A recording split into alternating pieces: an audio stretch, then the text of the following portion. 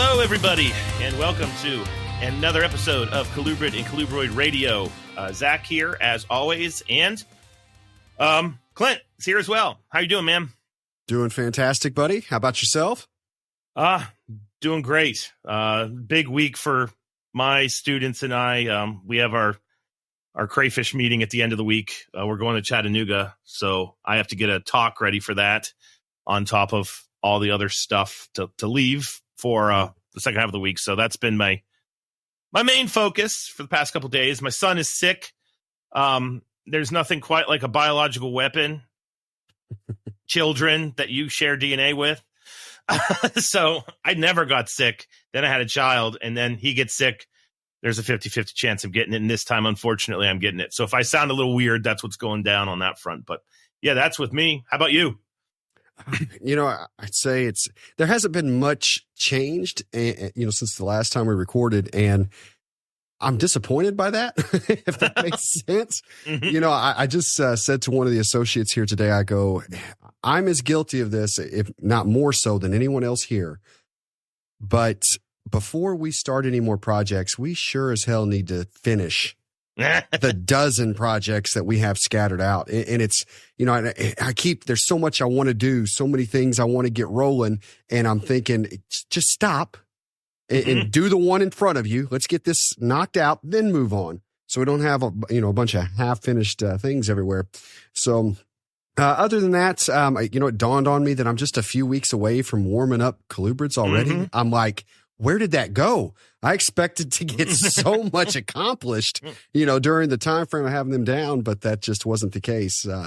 But all in, we've got the first quote unquote period done for the store. And what I mean by that is that's almost like saying the first month, except I like to end on a Saturday. So I don't do January. I do periods throughout the year. So the first period's in, and it was just a wild success compared to last year. Congratulations, man. Thank you so much. Just really excited and really getting things, kind of taking off and moving 2024 in the right direction. Yep. So. Yeah, it's funny that you said we got 12 things that are mostly done. with the Zoosci collection and me. I have a weird position here because I kind of function like a zoo director, but I was always the zoo curator before. So you understand if you don't quite understand. The director is kind of the guy that's making decisions and then hands it off, and then the curator is the boots on the ground general that gets it done. Mm-hmm. And I have learned that I much prefer to be the boots on the ground general than the guy behind the curtain. I don't like this job. And unfortunately, I find myself maybe micromanaging my people a little too much. But last year we were in that exact boat. We had a wood turtle project that was 80% done. We had a python project that was 80% done. Our king snake colony upgrades were 80% done. And so 2024, it's really, I've said when we had our first meeting of the year, like, we are not starting any new projects until all of the old projects are 100% done. Not 99% done. I mean, when the last nail is put in the board, it's done, and we don't get to do anything else until we've reached that point. So it's really funny because I know exactly where you're coming from. And it's weird. It's almost soul-sucking because you're getting stuff done, but you're not done. Right. You know what I mean? Yeah. I even step back and I look and I'm like, okay, so I've now invested money in these 8 different projects that are all sitting here not doing yet what they were, are meant to be doing because just haven't completed them. So, all right, stop. Let's just focus, But nice. Well, should we tell everybody who our guest is tonight? I think so. I think you and I are both pretty excited about this one. Oh, pumped. So tonight we have I know he's not going to like this, but basically a living legend in herpetoculture. We have Craig Trumbower is our guest tonight, and we're going to be talking. A lot of people have requested a Pitchophis heavy episode, and this is perfect because we literally have the guy that's writing the book on our show. Craig is going to be writing a book for Eco, and we're going to be talking about the book, talking about Craig's history with Pitchophis, talking about how you can possibly help out with the book. And then we're just going to, Craig is known for his stories, and we can't wait to have some recorded for all of herp history on our show tonight. So that's what the episode is. This is going to be a good one. But before we move on to Craig, we have our typical business bit. So do you want to do the market? Do you want me to do science? I don't care who goes first. Go ahead. You can take this one. Okay, I'll go first this time. So 2 things with the science update. I'm going to change things up. The last couple, when we actually had one, I talked about a journal article that I thought everybody should get. And this go around, I want to actually promote another podcast, and it's not a herpetoculture podcast. It's actually a herpetology podcast. And Jason Hood, who's an avid listener of our show and a guest, he messaged me and said, he loved the science update. And he actually said, it reminds me of the old Herp Society meetings, hearing a talk. Are there any herp podcasts like that? And I thought, well, hell yeah, there is. And it's Snake Talk, which the Orion Society puts out. But if you like this part of the show, you need to hunt this podcast down and give it a listen. The episodes are relatively short. They're about an hour, sometimes an hour and 15 minutes. But they're always good. And pretty much all the prominent snake scientists that are currently working in the United States have been interviewed there. So you can also get an idea. But there's one particular episode that I want to talk about, because I've brought these organisms up a couple times when I talk about Burmese pythons, because everybody gets pissy about the Burmese pythons. And I've said multiple times that the thing that worries me about the pythons is not the pythons per se, but it's the little crustaceans that are crawling around in their lungs, which are called penostomes, because the penostomes are a parasite that we have native penostomes in North America. They infest our native snakes. But the species that was most likely brought over with the Burms from Asia, it's a gnarly, nasty thing. And when it gets into our snakes, especially in Florida, they don't really have an immunity to it. So there's not an automatic immune response. And what that does is it causes a tremendous amount of inflammation. And where our native species of penostomes don't hurt the snakes too much, these invasive species absolutely do. And that's the part that bothers me about the Burms. And I had a couple people, when I've mentioned that on the podcast, reach out to me and say, hey, I'd like to learn more about that. Well, there is a PhD candidate. I think she is at the University of Florida. I could be wrong with the school. Her name's Jenna Palamisano, and she does all things penostome in this episode. It's episode 93, and I've listened to it 3 times. And I don't listen to any podcast more than once because it's easy to listen to. She takes a really complex parasite and reduces it down so anybody can understand it, and it really kind of gets the message home. And one of the things they discuss in this is herpetoculture's tie-in. And I really like the episode because it's a great example of where you have a management conservation concern that herpetoculture is involved in. And Jenna does a really good job of simply saying, we need to watch out for this. You need to be aware of this. This is a thing, but there's no shaming of herpetoculture. There's no boogeyman effect. And it's just really, really well done. And basically what happened is a banded water snake, Florida water snake, Nerodia fasciata piscivorus, if you want to call it that, whatever you want to call it, in the pet trade was exported out of Florida up, I think, to Wisconsin or Illinois, somewhere in that part of the world. And when it ended up, being owned by an owner, one of these parasites crawled out of it I don't know if it passed away, but the parasite definitely crawled out, because they'll do that. They'll infest the lungs to a point where they're so dense that there's some roundworms that do this. They just basically leave on their own to get some air. Well, the parasite was snagged. The person that was trying to ID it realized that's not the one that I'm used to, sent it off to, I believe, Jenna's group. And then it was identified as this invasive species from Florida. And it also shows why it's important for herpetoculturalists to just be aware. Like, we have to be good stewards of these things.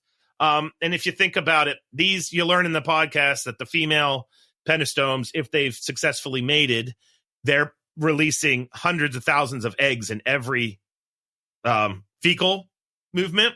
And they go over the life cycle, all that stuff. So, quarantining is a good, practice. This is why you should do that if you're getting these wild snakes. So I have nothing but good things to say about that podcast, give it a listen. But we're not going to talk about a paper. I'm going to encourage you all to go listen to that particular episode because you can learn a lot. And then the other thing I want to talk about is because Roy and I have promised to do this. I listened to Project Herpetoculture. Roy's plugging International Herpetological Symposium on his podcast. We're doing it on ours. Roy, Phil, and I have met, and we're putting together our list of potential speakers for the herpetoculture session. And it's a good list. I'm excited about it. It's not snake-centric. It's herpetoculture. So we're trying to get some amphibian people there, turtle people there, lizard people there, amphibian people, snake people. But yeah, if we can get this lineup, I'm pretty positive the people listening to this that are more science-minded you should definitely consider going. And plus, we're sharing the day that we go behind the scenes at Knoxville Zoo. In Knoxville Zoo, they have one of the more recent herpetoculture collections. They have a brand new building. So, you get to have your cake and eat it too. So that's my update. So what do you have? It's good stuff, man. I like that update. Interesting. Right. All right. So first, just to make sure that anyone knows if they leave notes when placing an order online with Metazotics, I do read them. So Elam, if I'm saying your name correctly, I want to make sure that you hear that I'm telling Zach, Elam wants an episode where you just go crazy about crawdads. So that was it. I had an order come through, and that's what it said. Was I mean, we can do that. CCR request. Just thought that was great. So want to make sure that got shouted out. But we do crayfish snakes. I don't know. There you go. Snakes that eat crayfish. How about that?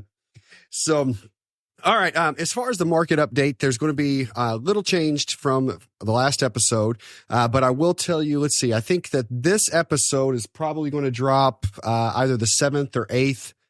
So Wednesday, Thursday.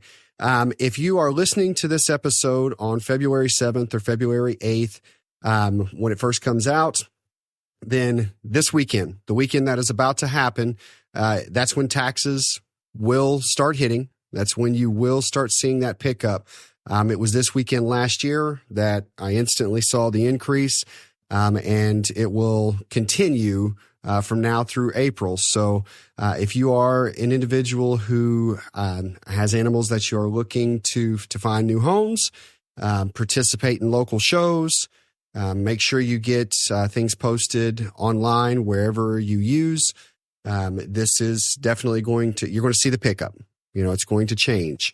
Another piece, so I was talking with Darian from Morph Market, I think last week sometime, and there's some kinks and things that they're working through. However, he is on board with providing some analytics for us so that we can continue to have some nice market data for the market update.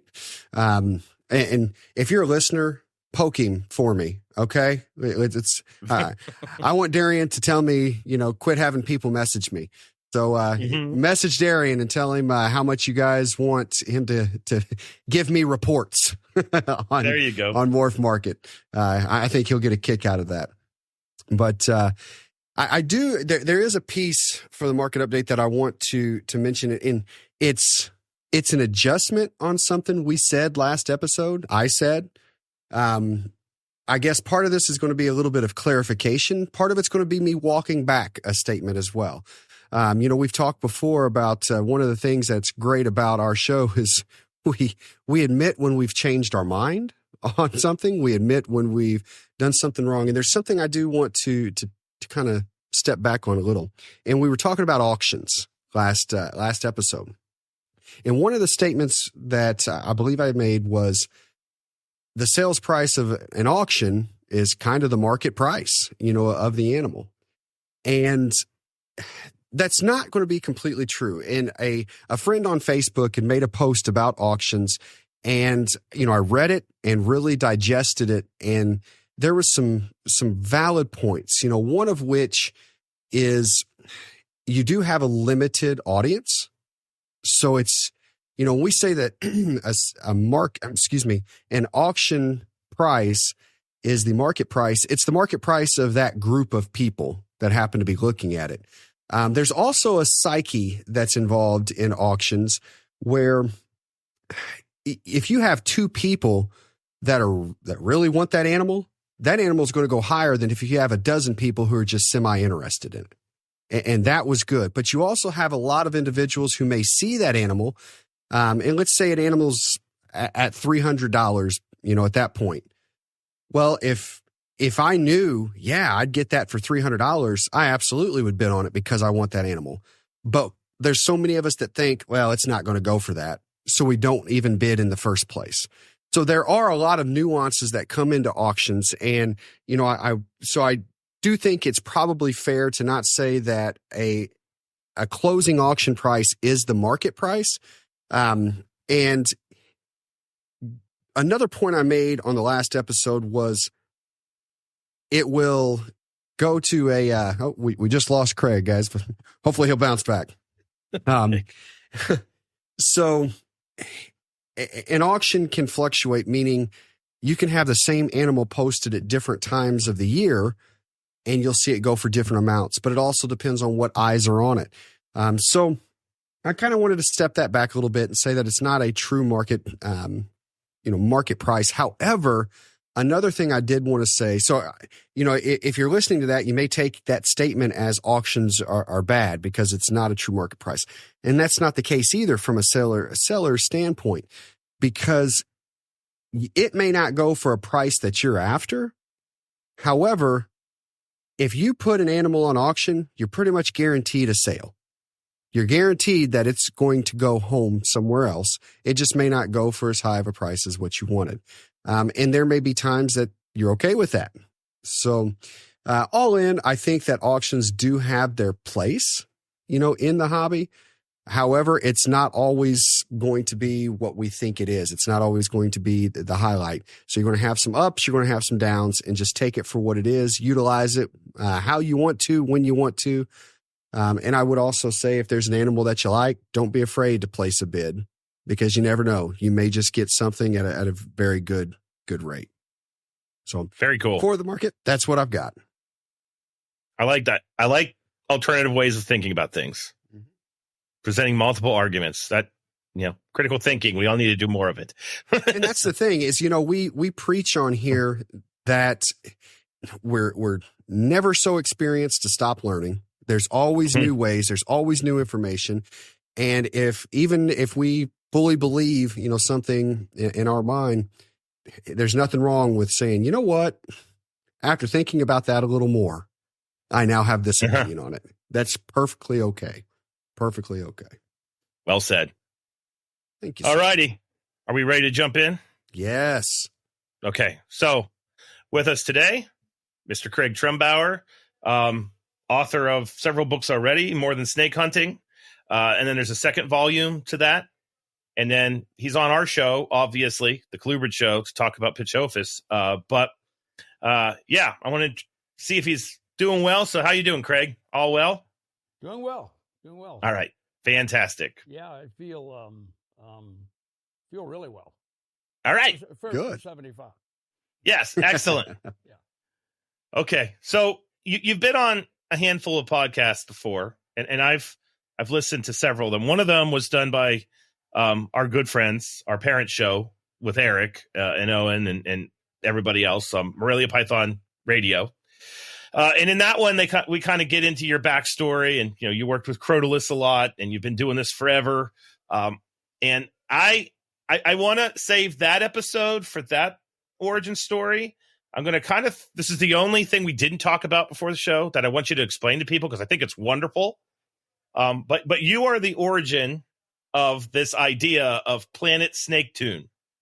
Right. Can you tell the audience what Planet Snake Tune is to you, where you came up with this, what it means, and why, it should be a love, but there's things in life that may be more important or a part of it, or just kind of do your whole ethos on it, if you don't mind. Yeah, I'm getting a lot of reverb here. I don't know if I just hit something here, but okay. Sorry. That's okay. Yeah, the Planet Snake Tune, mythical little statement. But I use it a lot to try to get all of us together. academics, herpetology, herpetoculture, the novice, naturalists, all of us. And it also involves our families. Yes. Because our families are a big part of this. Whether you're an academic or a casual herpetoculturist, I mean, let's face it, our families are involved in this. So, so Planet Snake Tune is about all of us. I use it freely and generically, but it's kind of stuck here recently, but I think it works. Oh, I know it works. I use it in my herpetology class. I was, so you know. Yeah, good. Well, if I'm remembered for anything, there you go. Snake Tune would be fun. Yep. Well, I was trying to get across to the students that they asked me in one of my classes, it was a lab. I can't remember if it was a lab or we were driving this past fall when we were doing what we call the zoo cruise, where we go to the Toledo Zoo, Detroit Zoo, Cleveland Zoo. And one of them said, like, you just never really stop. And I was like, well, what do you mean? And they're like, you can't turn it off. And then they actually started talking about my son, Colin. And you know, Colin has been kind of absorbed into this. And they asked, like, does he like this stuff? And I was like, well, yeah, he likes this stuff. And they were, but what the hell's your house like? I was trying to like verbalize what this is. And I was like, well, there's this guy named Craig Trumbower. He talks about this thing, Planet Snake Tune. And then, you know, and I was like, holy cow, like I got to use this for the rest of my life. Cause you're damn right. It's not for those of us that don't put this down, and it's not a pervasive thing because of the family component. Like my wife is part of Planet Snake Tune, whether she wants to be or not. Yep. There you go. You know, so we have pictures hanging on our walls, and we have books stacked up, and we have cages and tanks and overflow things that we promised our spouses wouldn't come into the house. It's the Planet Snake Tune. Yeah, fantastic. Okay, so if you wouldn't mind just kind of giving our listeners your tie to colubrids, which is an interesting one, because historically you're probably most well known for your venomous collection, which we talked about. You know, more species of Crotalus were owned by you than maybe anybody. And I know that, you know, that's certainly a point of pride, but as you said earlier, you know, colubrids have been pretty much part of the game since the beginning. So where do colubrids fall? And when you think back on, you know, your years of being a herpetoculturalist, colubrids have always been there, not been there, will be there. I mean, obviously they're important now. So what role have they played in your history? Yeah, well, first of all, I've never really separated crotalids and boas and pythons and colubrids. I've always had kind of a touch of this and a touch of that. I kind of get it. I understand it, but I'm not part of that separatist movement. You know, I used the word in that last broadcast with the Python guys about passion. You know, it's my favorite word. And, you know, I'm really passionate about this, and been doing it for like 60 years. And, you know, so many people jump in and jump out. Oh, yeah. They jump in and then, I'm not going to do boas and pythons anymore. I'm going to do, you know, colubrids, or I'm out of colubrids, and I'm going to get better and more complicated and be a boa guy or something. I just don't get into that. I love it all. And colubrids fit nicely at 75. Yeah. I really can't take another venomous bite. It's not something to brag about. I've been bitten, and if you're bit, it's your fault. It's always your fault. Always your fault. Follow the rules. So 75, it was time, a lot of grandkids. So transitioned back to really, I've got a couple little boas and things, but really transitioned back to colubrids. And I don't really follow what's in and what's out and what's not. I go to one or two shows a year because I give away most of my stuff, but I do sell stuff. I don't have a problem with that at all. and it just it works for me. It fits nicely. Gosh,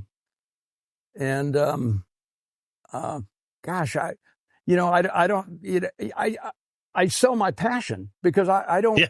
I have stuff on the table that people go, "Wow, what's that?"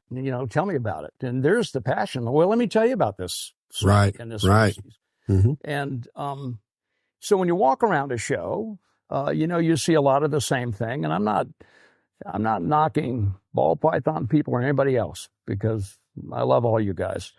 But when you walk around a show, it's nice to see something different. And I think I have different stuff on the table, and it works. I mean, I sell the stuff I take, and I have a lot of old good customers.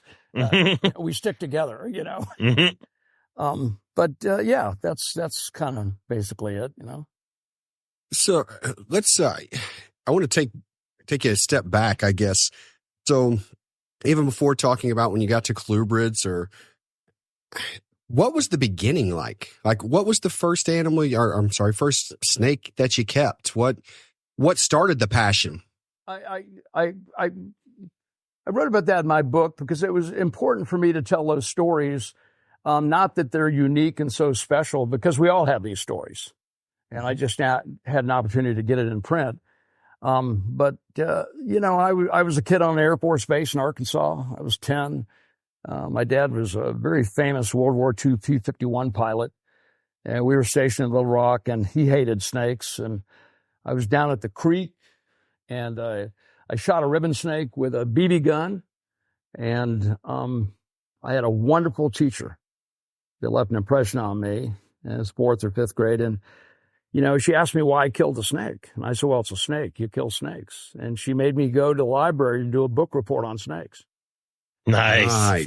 So Schmidt's little handbook of snakes, that little tiny book, I have 40 copies in this house, because whenever we go to an auction, I buy them. Nice. Because it started things. And I went down that creek a week later, and I caught another ribbon snake. And it started everything. I brought it back, and my mom let me keep it in an old tackle box so my dad wouldn't find it. And, not too long after that, he was killed in an accident. Oh. And I went and lived with my grandparents on a farm in Missouri. And I had a wonderful grandmother who, I got there. I was an angry kid. Very different time back then. You didn't have time to grieve, and there were no counseling. And it was a traumatic death, and I was with him. And I got to that farm, and grandfather gave me a .22, and I shot the hell out of everything I could find that was living. And I shot a mockingbird, shot its wing off, and came in, and my grandmother said, sit down here. And we sat in the front porch, and she had an old cotton dress on, and she said, why are you killing all these animals? And I asked her if that mockingbird was going to live, and she said, no, it's not. And I cried for an hour. I can still smell that cotton muslin dress. And that was a huge change in me. And so next day I was out, and I caught a snake. And she was all in on that. No more murder. And I had a huge population of snakes, so we kept. There's a chapter in my book called Yola and the Farm, and I'm not going to go into detail about this, but it talks about it, from catching mice to, I came back home, and back then there was no FedEx or UPS. There was Railway Express, and they would ship anything. And we got a knock on the door, and it was this 6-foot-long screened-in box with about 20 species all together.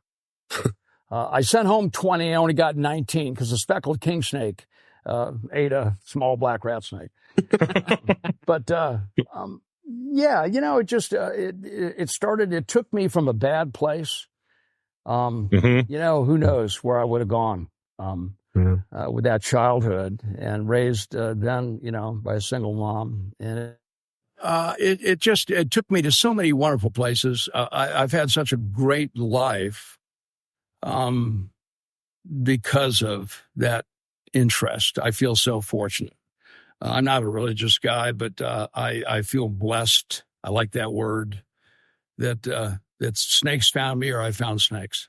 And it's a great thing. So it was on. Once that started, there was no turning back. We would go around the neighborhoods, and back then they had old television sets, and they were in cabinets, and the picture tube would go out, and people would put them out on the street, to be picked up by the trash. And I discovered if you took the picture tube out, you had a glass front and a box, and you could make snake cages. So old Zeniths were the best.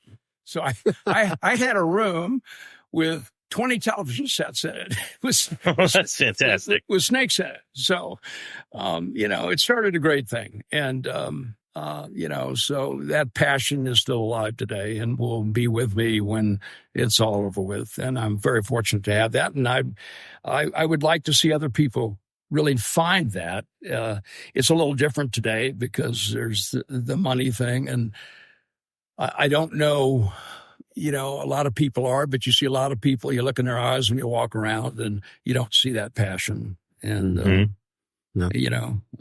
so. Well, yeah, so that's kind of how it started. Have to say a big kudos to your teacher and your grandmother. I mean, it sounds like, that was about the best way to handle a situation like that.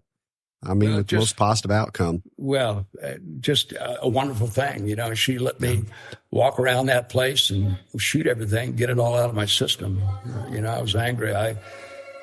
My dad fell off a boat and prop hit him. I jumped off the back and I was underwater and reached out. You could see his hand reaching for me, and he disappeared in the water. And so it's traumatic. It's traumatic, but big military funeral, but nobody ever counseled you or anything. Nobody talked to you. It just, you suck it up back then, And so that old Muslim dress and apron and grandmother, and that was a great summer for me. And, but if you really start asking everybody with snakes, they have their own story. My books are just my story. Yeah. You guys could write the same books, and I would read every one of them because we have unique stories about what launched us and what is this thing, this craziness. To me, it's not crazy, but this craziness about the Planet Snake Tune. This that we're so passionate about these things and these guys and. I just, golly, life's good. It's great. Yeah. So. Absolutely. Yeah. Well, with all the colubrids in the world, we've got a lot of species out there. What's pointed you at Pituophis now? Why the bulls, the gophers, the pines? Well, golly.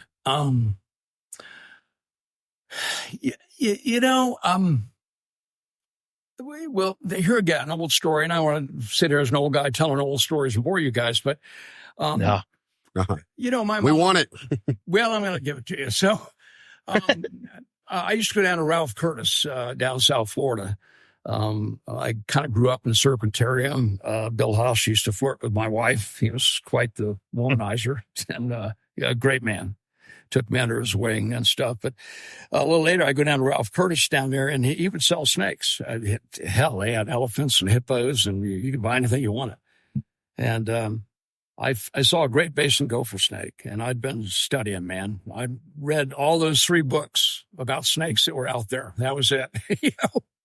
And so there was a Deserticola, and I wanted that thing. And I told my mom that I'd, mowed the yard 10 times and washed the car 10 times, and she made me sign a contract, put it in the family Bible. Now, you put that thing in the damn Bible, buddy, you gotta, there isn't any backing out, right? The fear of God. So I got that Deserticola, and it kind of launched it. The thing hissed at me. I thought that was so cool. The lamaniform part of the epiglottis, that little wing I stuck my nose down there and got bit, but I'm trying to say, what is that? And where's that coming from? And, and found out they don't have 2 lungs, they have 1 lung, and the color, and then they got big, and So, it kind of stuck with me. And so it is a favorite. And then from there, Louis Porras did me a favor. He was a good friend and was a friend of Heckert at the Abilene Zoo. And they had a wild-caught albino bull. I think the first one in captivity. And he got me a pair of hats, and I actually produced them a year ahead of the zoo, I believe. So I got the first albinos, which, by the way, and then I coupled up with Norm Dam, who had an Anri from Colorado. Norm's older than I am. And so we got together and did the 1 in 16 thing back then. Got the first snow, which is... in my mind, is always knocking all the great color out of an animal to get a yellow slug. But you do it because it's 1 in 16. Yep. So, and out of that came the first white-sided bull snake ever. We don't know where these genes came from. And there was a hypo in there and everything else you expected. There were Anris, albinos, the 1 in 16, and normal-looking, gene carriers. But I got 2 of these white-sided things, and I didn't name them white-sided. I kind of prefer kind of partial cystic or, however that gene works. But that kind of launched it. And from there, I started making snakes and kind of got into the morph thing. And we'll discuss a little bit later, which, by the way, you're not creating these genes. You're just fast-forwarding them. Yeah. And Gregor Mendel would love this, father of genetics. He would go, this is so damn cool. This is great. This is great. I can take it off paper and now I can see results. And if you think about it, herpetoculture has really done that genetically. We've showed how to do things. We've displayed that. We've taken it off of paper. Punnett squares and things and showed you visuals. So it's a big thing in genetics, and I love that part of it. I don't see anything wrong with it. I'm not really big into hybridizing, that kind of stuff, but I don't see any problem with that, at all. Bern Bechtel was a great friend. Yeah. He was a doctor, and we did a lot of stuff together, and he really got into that, and it got my interest really stoked. I used to shuttle corn snakes from him up to North Carolina State Museum in Palmer up there when they were doing the first albino corn snakes, the very first stuff. And so I really got into that. And to this day, I still find it fascinating. I can't. People will send me stuff all the time with bull snakes and things, and they go, wow, Craig, this is your Trumbower line or a Trumbower morph or a Trumbower. I've never seen that snake in my life. Thanks for the Trumbower guys. I have no idea what you're talking about or where this thing came from. But I think it's cool. And I always want to say, well, how was that made? And, you walk around ball pythons and God, man, I think Eco did the second one. It was like 1,400. I mean, who knows, and insane a number. Well, I don't know. And I don't really need to know, it's like locality snakes and things. Just tell me where a snake's from, you can make things kind of easy. I don't need to know how you made something to appreciate it. I mean, let's face it, you walk around, you may not be a ball python person. I like it all. I walk around, look at all those things. And today, I remember when we had ball pythons, we called them royal pythons. And when we started, they were 5-foot animals. I think the record's over 6 feet. Yeah. You could go down to Miami and Chase will get a shipment in, and there were 4 and 5 footers there, full of ticks. But I mean, they're big royal pythons. They're ball pythons. You don't see that today. But would you take it from there and you walk around a show, and I look at Linda and I go, you know what? Good God, how in the world do you come up with that color? I mean, shark repellent orange, right? And I think it's really cool. I don't have a problem with that. We'll discuss that a little bit later. Briefly, I just have a few things to say about all of it. But no, all good. But, so I've fully got into that and then did a lot of collecting in my lifetime. didn't take a lot of stuff. I never went out and took everything. I'd take one or two things and pair up wild things, because back then that's what you did. There wasn't anybody selling snakes, so very few. There were a couple of ads in the back of Field and Stream, and and that sort of thing. So, and some really wonderful memories on collecting trips. Just some great stuff. So, and still a big, handsome, tough snake. I mean, I always advertise myself as a tough guy just to scare everybody off. I was never very tough, but people bought into that. So but a big, tough, handsome snake. That has something to say when you pick it up. Well, on that line, how did you end up with the offer to write the book? We talked a little bit before the show, but I think it would be cool. And in case people don't know, the title of the book is going to be The Complete Pitchophis, a reference guide for the identification, care, and breeding of bull, pine, and gopher snakes. To say that I am jazzed about this book is the understatement of the year. But how did this come to be? Because I love the backstory on this kind of thing. All right. Well, so Bob Ashley's a friend. I mean, he's like a son. I love the hell out of that guy because, look, there's talkers and doers. Yep. And especially when it comes to publishing and writing a book. And, if you write a book, you find out really quick, there's a lot of people that are going to criticize you. You better have some big shoulders, broad shoulders. And that's okay because you put it out there and people are going to critique it. But there are always those that never do anything. All they do is criticize, sort of thing. Mm-hmm. And, for me, Bob said, well, I want you to write the Pitchophis book. And I said, well, I'm not the guy. Yeah. I'm not an academic. Mm-hmm. I'm not really all that smart. And, I've just been around a long time. And he was insistent. I said, and finally I gave in. Bob's a good guy. And talking about the doers and the not doers, he's a doer. He just built the world's biggest herpetological library. It's a great place. And he publishes a lot of things where he doesn't make any money. And as you know, it's a big layout. Yeah. I mean, sometimes I investigate some of that stuff. It takes kind of a minimum of, I think, $40,000 or something to lay stuff out and put it out there. And so it's a big deal, and Bob does those things fully aware of the fact that on some books, he just wants to try to break even. So, anyway, he asked me to do it and I agreed to do it. And, I'm, sticking a pencil in my eye every day for saying I would do it, but here I am. And so, the intent of the book, and it fits the complete series, which I think is a good series. I'm not really fond of the word complete because it's the book can't be complete. It's not an academic pursuit, but it has to be meaningful.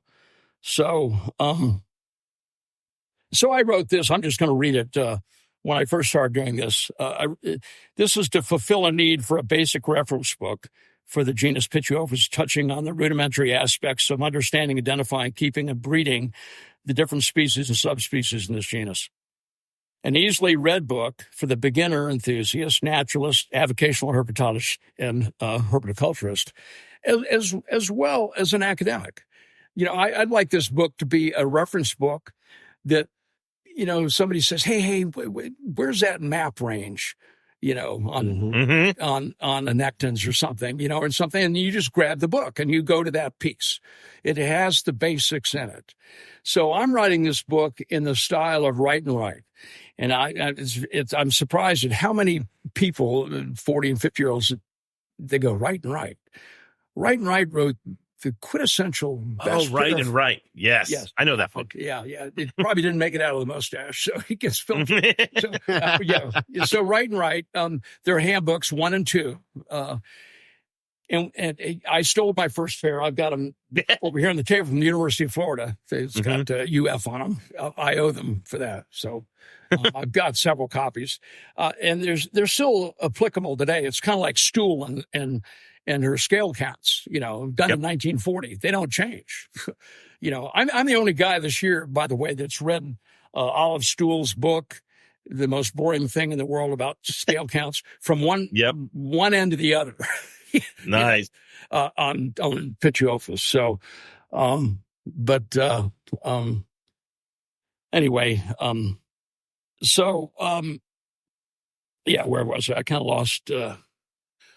You were writing the book in honor of Write and Write, like using that style. Yeah. So that's very important to me. So, basically, what that format has, you open it up, you have a description of the snake, and then you have, I love these iconic pictures. It has the top of the head, the side of the face, the venter and the dorsal. It's a great identifying key when somebody who doesn't know picks a snake up. And then you have, I didn't put all the scale counts in because I don't know very many people that pick a snake up and counts 40 scales up to a V and back to the other side. But the important things are in there for identification and sexing snakes. So, and then a lot of really good pictures, a really good map and a big map, habitat description and coloration. And so every species, subspecies will get treated with that. Oh, wow. And then the second half, I'll talk about, within the limits of what I know, breeding Pituophis, and there will be some morphs in there. I'm not, nor do I want to include every morph that's out there. I want to do the basics and the things that, started it, and then some of the more spectacular things that are pretty cool, and talk about those things. So, I'm hard at it. The cooperation I've gotten from across this country is almost makes me tearful. It's been so wonderful. It's just, I've got 4 or 5 PhDs that have sent me stuff, and just really, really wonderful stuff. And my problem now is trying to integrate everything and keep everything organized. Yep. And you know how that is. Oh yeah. I got photos all over the place. I can't even operate a computer. This thing, on my computer, I got the note on there that said we can no longer support this old computer. Basically, you're going to have to buy a new computer because it won't support anything. It doesn't have the drive and stuff. But I'm like Dave Barker. You're not changing. No, I'm 75, man. No new icons. Yep. I'm finishing up the way I started, man. Leave me alone. Yep. Yeah. So that's where we are. And, I have a vision of how this should be. We'll see after, they tear it apart and reassemble it. But I think it should be functional and useful for everybody. I hope so. I don't want to put something out there and embarrass Bob or myself or anybody else, but I hopefully it'll be useful and have a place out there, And I think that complete series has. I think that's done a pretty good job. I agree. I don't think there's been a complete series book that's come out that I've not been impressed with. Yeah. I mean, I love them. You're definitely in good company. No doubt about that. How long have you been writing the book as of right now?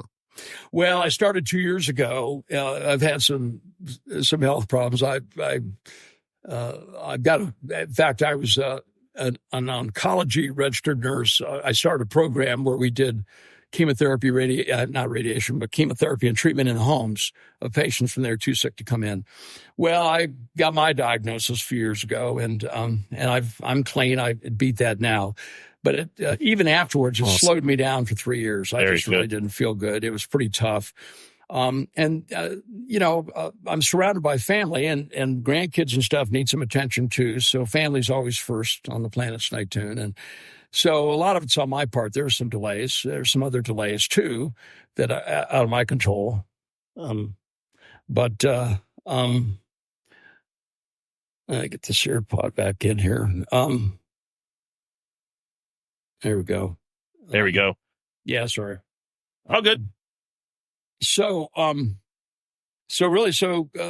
of there we are. So 2 years ago, and I picked it back up about 3 months ago, and I'm hard at it. I'm doing 6-7 hours a day, and wow, I'm trying to, get it together, and it's coming together. I can see kind of a light at the end of the tunnel. I've got about 4 subspecies yet to to do their parts, and I can start on the second half, which will be a little bit easier for me. And so Bob would like to have a book by October. It seems a little generous, but we'll see. You'll see. I'll get my part done, and we'll see. Go from there. So far, what's been your favorite part of writing this book? Well, you can't deny when people are sending you, pics. I mean, I'm back in the day where, you had an Instamatic and you took a picture and you sent it across the country to the Lemkes or, the 12 of us that were into snakes, and now it's just, my computer blows up stuff. People send me stuff and I go, oh my gosh, it's just crazy. Just, insane, some of the pictures. So loving Pitchophis, being able to really view all of this stuff. And I put a little thing out there for some of the insular forms and some pics, and I have some, but I've gotten some really, really good stuff. So the visual part's been really good. And I'll be honest with you, getting back into looking at every species and subspecies and reading everything you can read about it,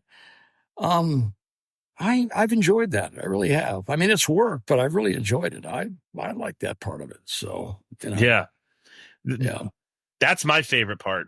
Yeah.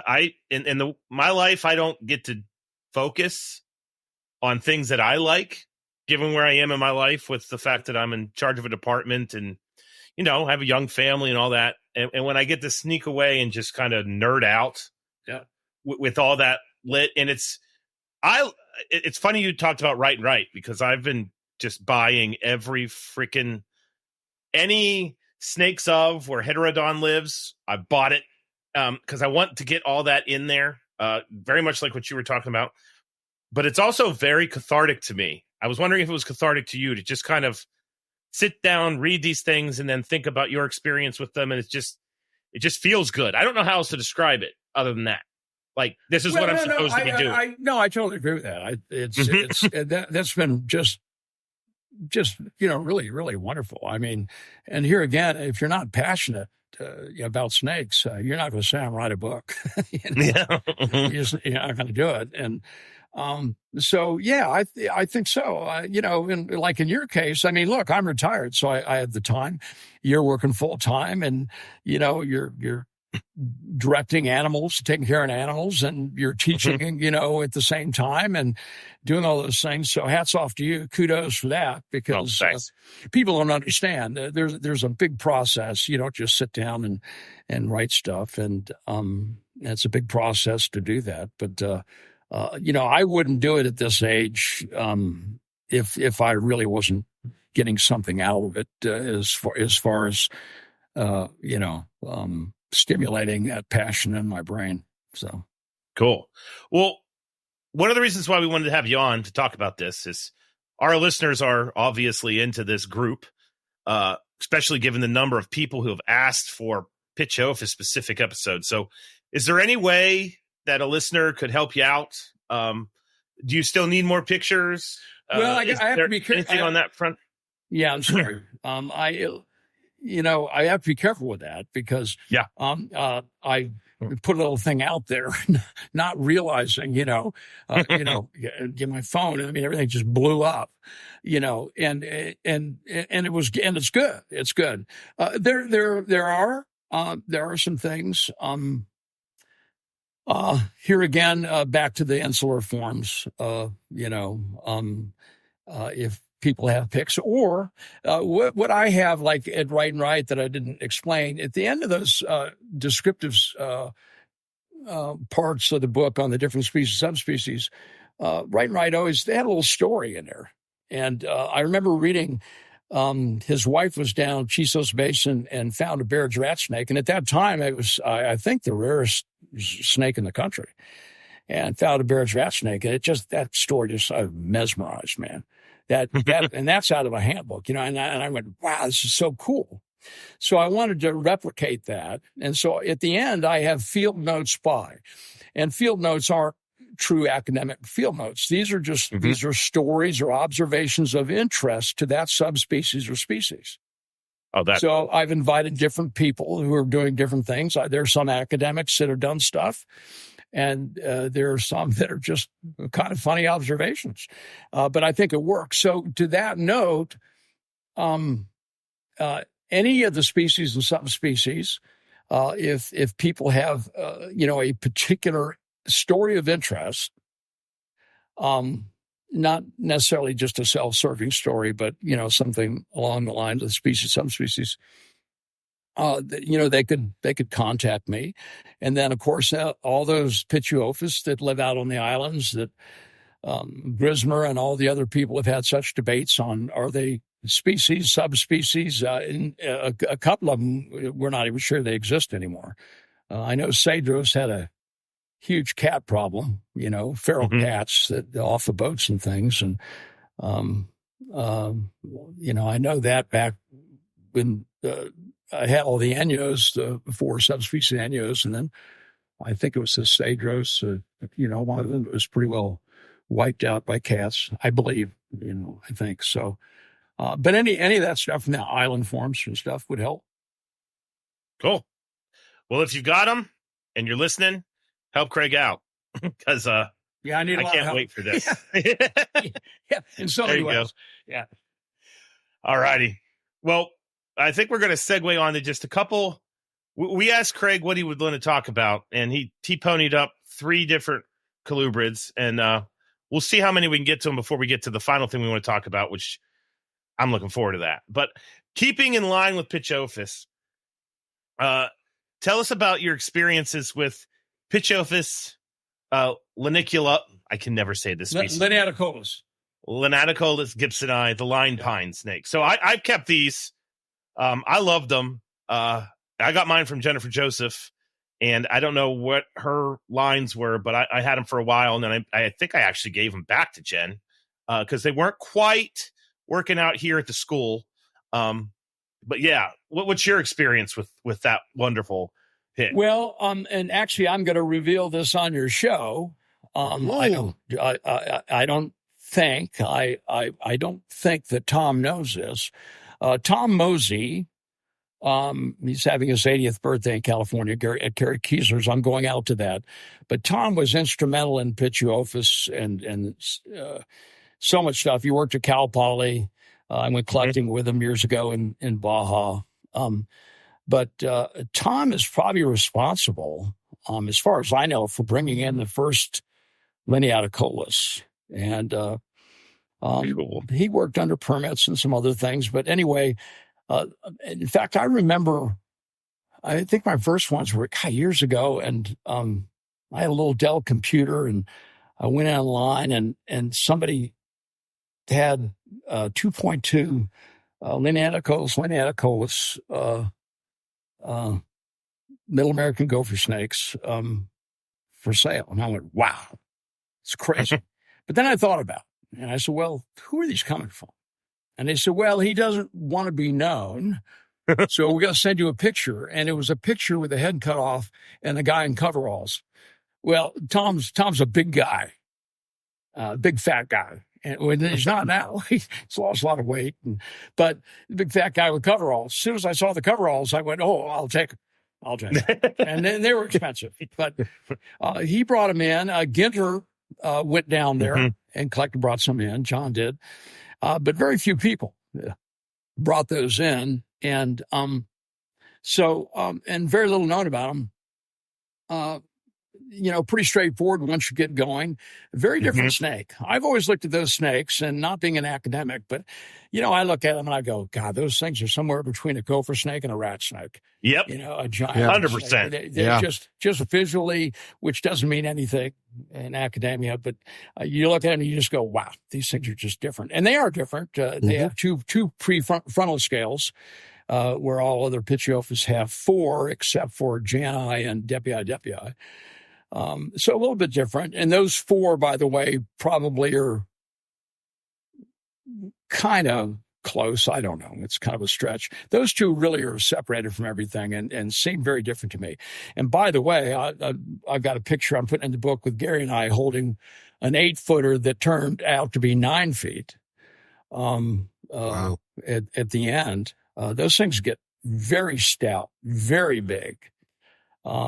a very cool snake. And then more recently, been able to come up with Gibsoni, the Guatemalan gopher snake. And we're finding out more and more about that. Quetzal and a few guys who corresponded from over there, getting more information. And we thought that not nearly as attractive, I don't think, as a nominate form, and probably not as big. But now we're learning kind of differently. These things getting big as well. And Gary's got a pair, and he's bred them. I think he's the only guy I know that's bred them 3 times. There's not that many out there, really.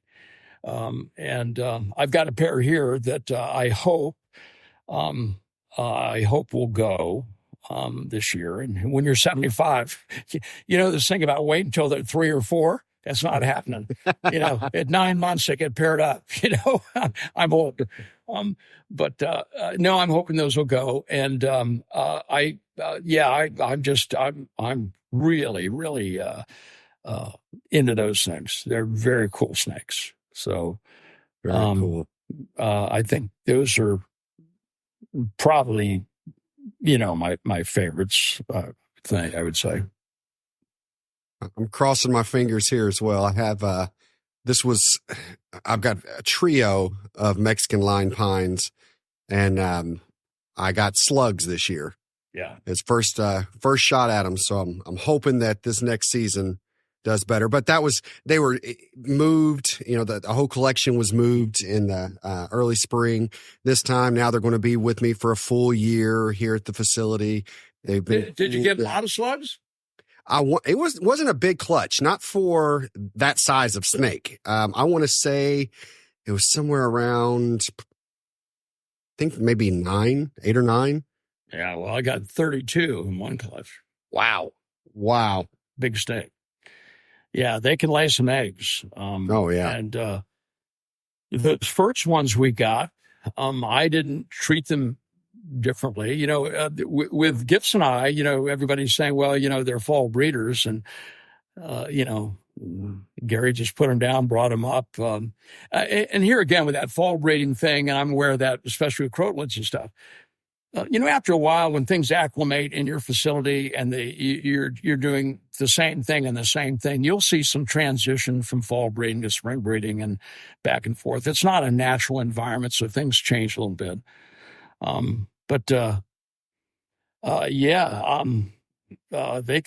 They can lay some eggs and they can double clutch as well. So, well, good luck with that because they're wonderful snakes. They're really good. I appreciate it. They are some of the subspecies there that when I would get online and do some research and see what I could find on, things like that, fall breedings, spring breeding things, you can't find anything. So, well, you know what? When that happens and there's not a lot of them out there and somebody has fall breeding, well, then that becomes written in stone. Right. It's kind of like what you were saying at the beginning of the show, about auctions being that's written in stone, that's the standard price. Well, that's not true.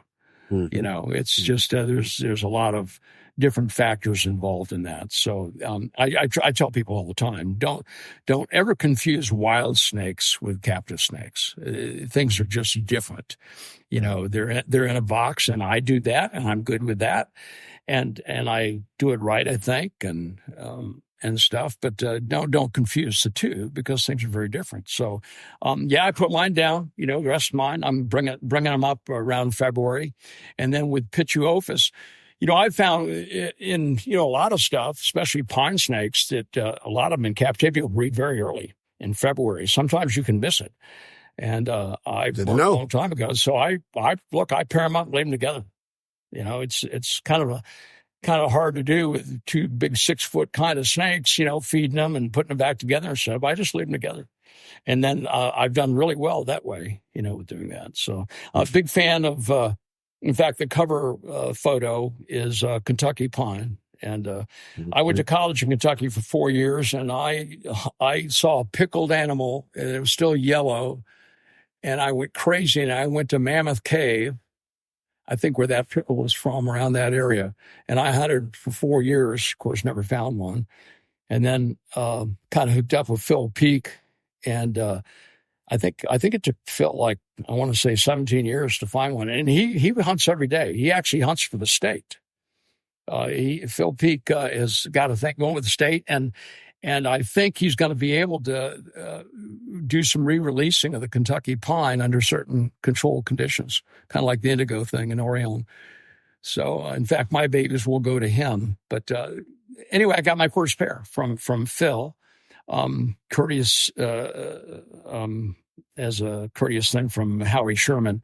So I threw that way, but it's a big 7-foot lemon yellow snake, and it's going on the cover. And this is where I'll battle with Bob and Eco. It's a white background, and it's a big Kentucky pine, and that's it. We're not going to put 500 Russ Gurley pictures. And if Russell's listening, I love you, buddy. We're not going to put 500 pictures on the front. So that's another favorite too. Oh, can't hear you, Zach. Okay. Are you muted or anything, buddy? I can hear you, Craig. Zach's. Oh, okay. Well, Zach's cut out there a little bit. Well, I'll tell you, I want to ask about, another species that you've mentioned here. And this is new to me. And let me know if I'm saying this wrong. Lake Havasu? Havasu. Yeah. Havasu. Well, I'm not, my California people are going to eat me up because I may have it wrong too. Lake Havasu. It's right on the edge of California there. And there's an Indian reservation around that area, and some lands, and some of the king snake, the population of California king snakes there, for most people, just look like a narrow-banded, normal California king snake. But these things are really remarkable. In those very white scales on a thin band, or a very black snake, it has a little black freckle or dot in the middle of each white scale, which is really cool. And how that happened, I don't know, but it's pretty cool. And unlike anything else I've seen, I've had a lot of California king snakes, and in fact, it's the only two I have right now. But I think they're just really cool. So I'm hoping they're a little young, but like I said, at 75, they're going together. So I'm hoping to breed those things. But I don't think I think there's only a couple of captive pair, and that's another project. So and very interesting. And a number of corn snakes. I have my line of Okeetees and mixed some with Howie. I go back to early days, Caulfield days, hunting Oketee, and in fact, Howie Sherman was out there at the same time. And a real quick funny story about Howie. There's a lot of funny stories about Howie. Let's be honest. Isn't he? Howie was a pharmacist. That probably explains it, right? So this is a true story. So Ridgeland, he got arrested collecting on private land without permission, and which a lot of people did, back in the day. And I got arrested, and they put him in the tank there in the jail, the little Ridgeland jail, like Barney Fife and the deputy, two of them in there.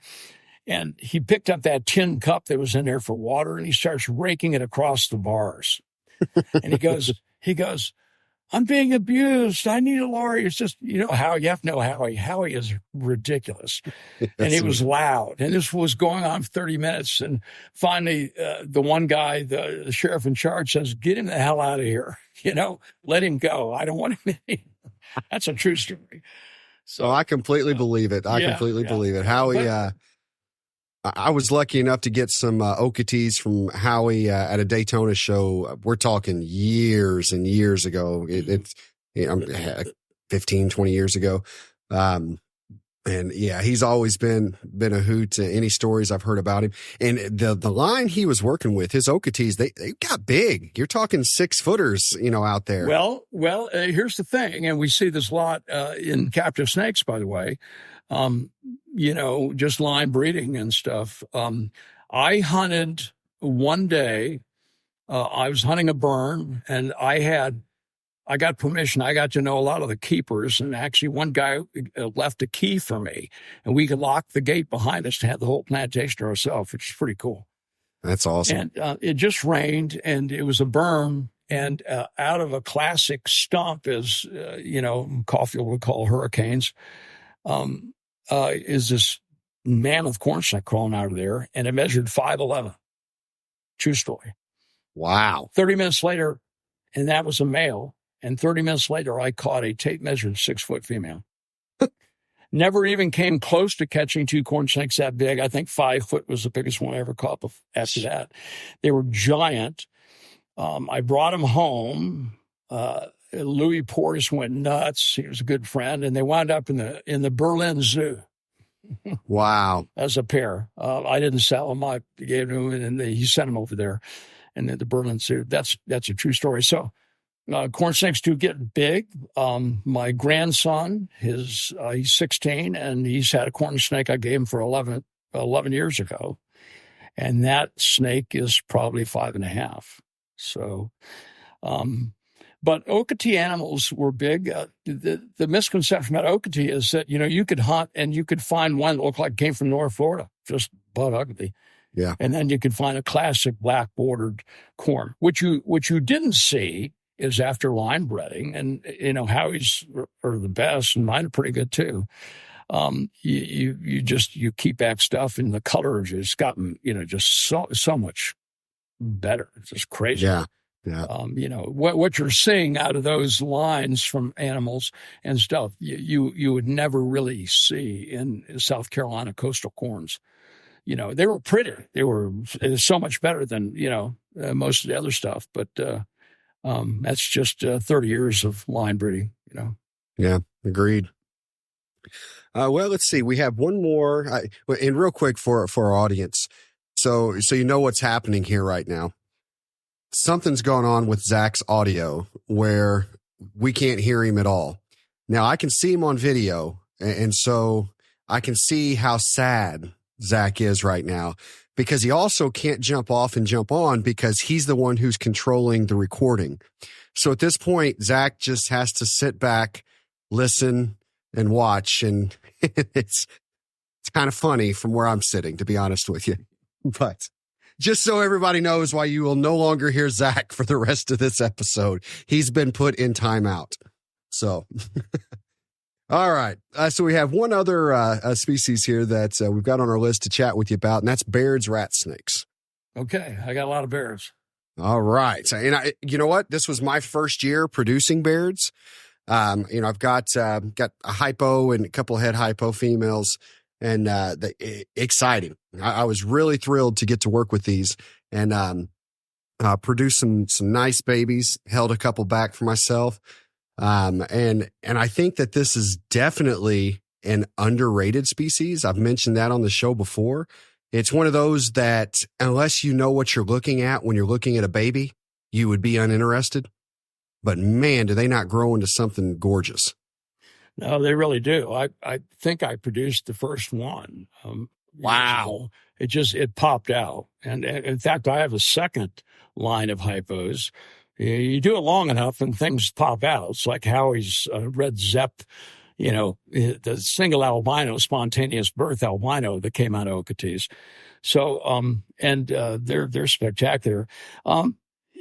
They're a very different rat snake. They're a scrub desert rat snake and montane rat snake. And I lived out there for 10 years, and I've got 15, I think, here. I've got some of Tim Spuckler's animals that are double heads. So they should produce some of the first, different stuff is going to come out of there. I got into it through Tony Dongera, who I've said I'd take 1.3 so we can get the breeding project kind of done. He's got an Anry Baird's, which, for most people, it's just a gray snake. It's so cool, though. It has black eyes and stuff. So I want one of those. But I love Baird's rat snakes. I love their personalities. They're a different rat snake when you keep long enough. They're hardy. They're just really cool. And by the way, the eastern most extreme range, I'm trying to recall that little town in Texas. Gary Keyser had a pair of Gary Keefe snakes for, he never gets rid of them. They're like 50 years old or something, it seems. But he had a pair of 6-foot Baird's rat snakes that were pure Baird's. There's no integration there. And I'm trying to remember that line, but it's the extreme eastern part of their range. So you keep them long enough to get fairly big. Not all populations, but one of my hypos is pretty big. Not that big for sure. But love Baird's rat snakes. So there's one other thing on the little subject that I want to say a little something about the morph people and Yep, and that's where we're going to move next. Normally, when we're about to come to a close on the show, we normally ask a question in honor of Matt Most, our buddy, and we ask about the direction of the hobby and what our guest thinks of that. Well, the question today, it falls in line with that, but we're going to kind of take in a different direction. And what we want to know about is locality versus morph breeders and morph keepers. And what your thoughts are there, Craig? Well, look, a planet snake, I want everyone to kind of get over themselves and get along.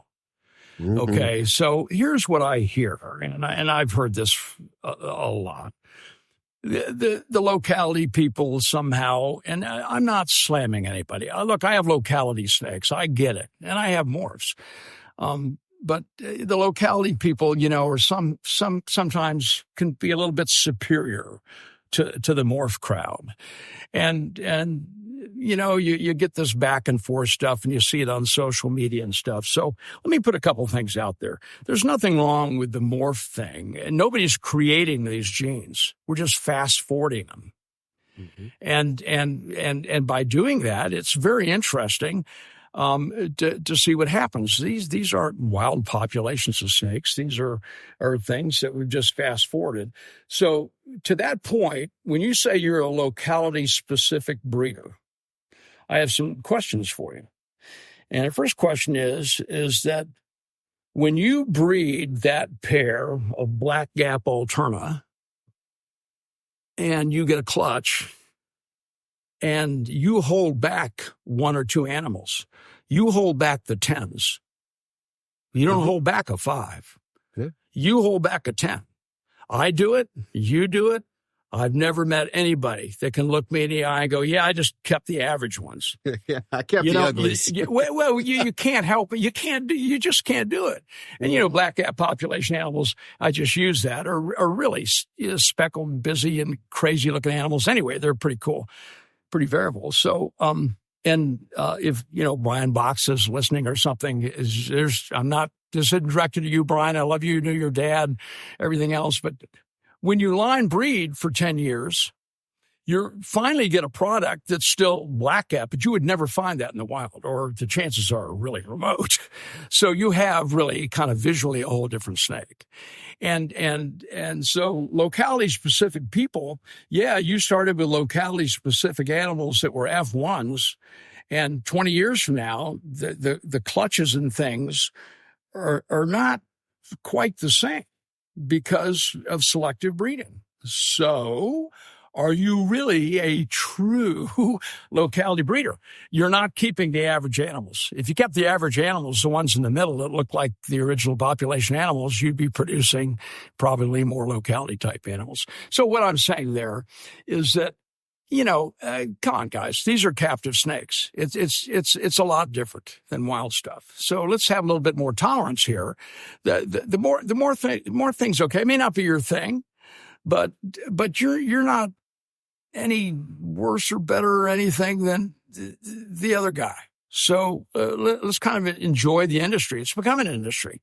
You may like that or you may not. I mean, a lot of us old guys weren't even sure we were going to like this kind of thing, selling snakes. But, here we are, and I'm okay with it. And, it's captive stuff. And I'd like to see people get along a little bit better. I don't like going to shows and have people come up to my table and say, God, it's just a ball python show. Well, no, it's not. No, it's not. Go out there and walk around. Spend some time. I met a graduate student that had nothing but, I call them keeled green snakes, but I was corrected saying they're called rough green snakes. So, old school. He had nothing but rough green snakes on the table, 3 generations. That's all he did is breed green snakes. That was the coolest thing in the whole show. Yeah. Yeah, right? Absolutely. So, how often do you see that? Yeah, I mean, that's neat. Well, no. In fact, I went back and I told Lynn, I said, zip that thing down. I'm going to go buy a pair of snakes. She goes, what are you buying? I said, a pair of keeled green snakes. And she goes, no, you're not. Am I going to be looking for caterpillars in the yard? Or, I don't know. So I'm just saying, I'd like to see a little bit more friendly atmosphere, a little bit more human kindness with all of us. And look, I have locality animals. I have more stuff, and I think it's okay. I couldn't agree more. I think that you are spot on with that. And I think it goes even further than localities and morphs. It goes to this species or that species, whether it's ball pythons, crested geckos, this tortoise, bearded dragons, colubrid, any of it. I think that to your point, if we all could just be more tolerant of each other, it's just because it's not something you love doesn't mean you have to down on the individual that does love it, because we're in it together. Well, yeah, be nice. Yes. And I told you, I think before the show, something I tell people all the time. Somebody told me once, never miss a good opportunity to shut up. Well, if you walk around a show and you shut up sometimes, you might learn something. Yeah, just, stop at a ball python table and ask somebody, go like, wow, man, how in the world is that color? It ever become on the Glidden paint chart of colors for snakes? I mean, you see things you never saw. I think that's very interesting.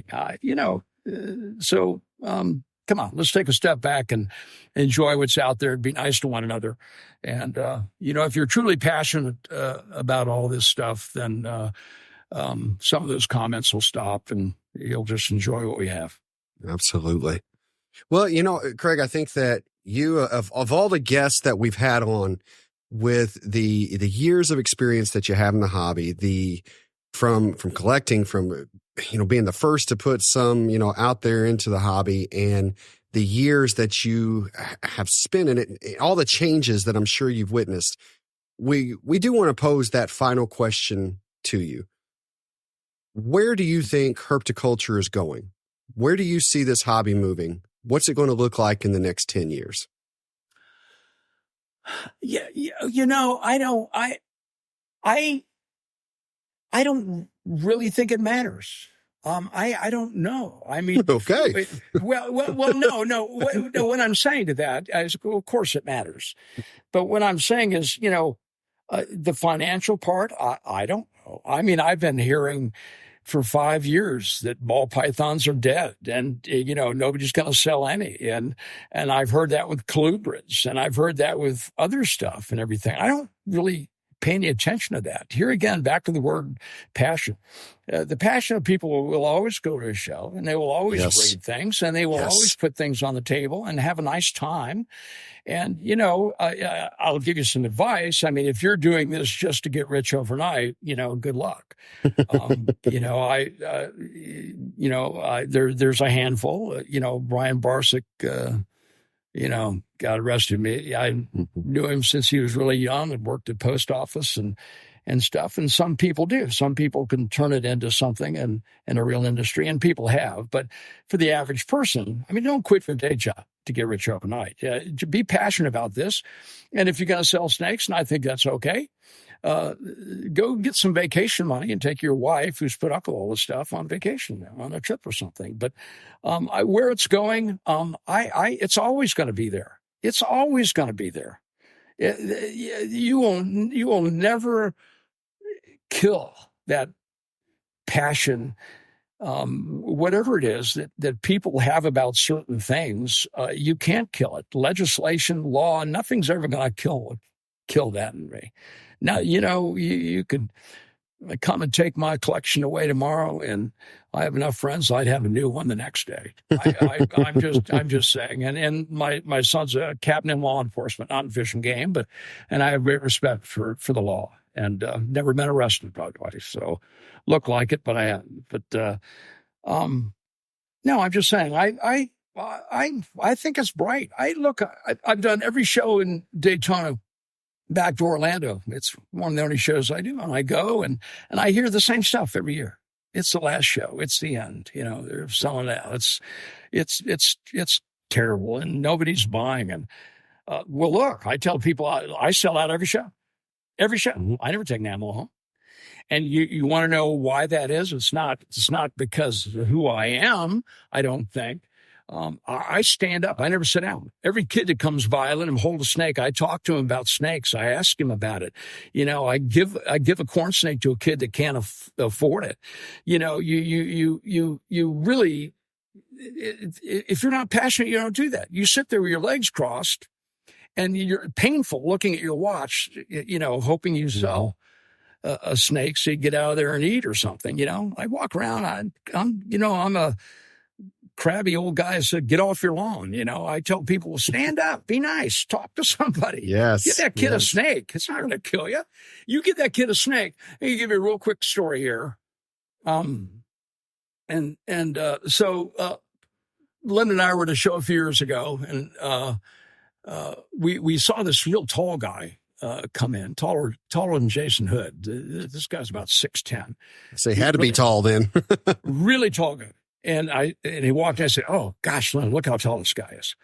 And he's walking. I said, "Wow, he's walking over this way. Look at this guy, man."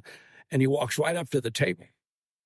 And I went, "Wow, I don't know what to say." He goes, "Yeah, I know I'm tall." Okay, you are tall.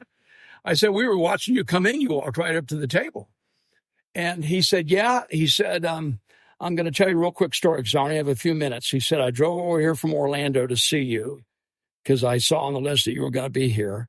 And you don't remember me, but I was here as a kid. My mom couldn't afford to buy a corn snake I wanted, and you gave me a pair of corn snakes.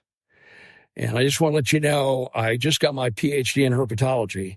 Wow. And you started that. That gave me goosebumps. So I'll tell you what, you never know, right? You never know. And I want to see more of that. Where, you're going to get off my lawn, guy. Let's be nice to one another. And look, where this is going, I don't know, but there will always be a show. There's a lot of shows. There's a lot of competition, but there's always going to be shows. There's always going to be this interest and this passion, and herpetoculture is here to stay. We took a long time to figure it out. I mean, when we started, you couldn't breed anything. We're putting, dimes in our phones at home, calling across the country, talking at night, going, "Yeah, how do you think you breed this one?" And so it's here to stay, and I think it's okay. Yeah, I agree. I don't think that it could go away at this point. Well, I don't think it could. A lot of people are not passionate, but there are too many people that really are. Mm-hmm. And they will find each other. And the passionate people will find each other. Absolutely. Absolutely. Yes. Absolutely. And, it's okay. There's a lot worse things going on in the world today, right? Mm-hmm. So than people in a show with some snakes. And I think it's okay. So, and to that light, I'd like to see a little bit more of herpetoculture and academic herpetology kind of come together too. So, yeah. And that's it. I'm going to IHS. I haven't seen the new zoo, but Terry Vandeventer and I'm carving a Lepidus box, and he's making a knife for it. We did this in Orlando, and I think it raised $8,000 at the auction for the auction. And so IHS has asked us to do that. We're going to do that there. And I'll be anxious to see that and mingle with our hairy greens and smart people. And hope they accept some of its herpetoculturists. Actually, Harry's a good guy, and most of them are. But I'd like to see a little bit more of that interaction. And just to let everyone know, Zach is over here just flailing, wishing he could jump in during this part of the conversation. On the last episode, IHS is what Zach talked about on the Science Update. And he's super stoked for it. And, you talking about herpetoculture and herpetology coming together, it's something that Zach and I have talked a lot about on what we can continue to do for our little part, our little show and what we do to try to continue to move that forward, to where those two worlds can continue to, instead of colliding, uniting, and really making things happen, because I think that both segments can learn from each other in a big way. I absolutely agree. I agree. And I think we'll see more of that.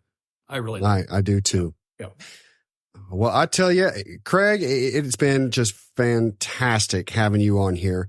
Both Zach and I were just so happy when you agreed to come on board. It's really been a pleasure to get to speak and speak with you and pick your brain. If anyone has, the stories or the pictures with the localities, how can they get a hold of you? What's the best way for them to reach you? Just probably email Craig Trumbower at gmail.com. You got it. Yeah, it'd be great. Appreciate you too. I think you do a really good thing, and it's the whole technological world has snuck up on me and stuff, but I think it's a great thing, and I listen to some podcasts and continue to do what you do. I like your formats. I like your guests. I like, what all of you guys do. So thank you so much. Well, I will be doing the closing for the first time because, as you all know, this is normally Zach's thing. Well, if you want to reach Zach, you can reach him at on Instagram, Dr. Crawdad, or Zach Lohman on Facebook. If you want to reach me, you can reach me on Facebook at Clint Bartley or under Metazotics. On Instagram, it's Metazotics LLC. And of course, you can email me at metazotics@gmail.com. And please, if you haven't yet, get on the Colubrid and Colubroid Radio Facebook page. Give us a like, give us a follow. I think that we will continue to update there regularly with a lot more content, things that are going on. We will give you sneak peeks on what guests are coming on and what we've got in the lineup. So please get on there and follow us. Thanks again to you, Craig. We really appreciate you being here. And to everyone, whether you're listening morning, noon, or night, we hope that you have had a great day. Take care. All right. Okay, thank you. Love you guys. Love you.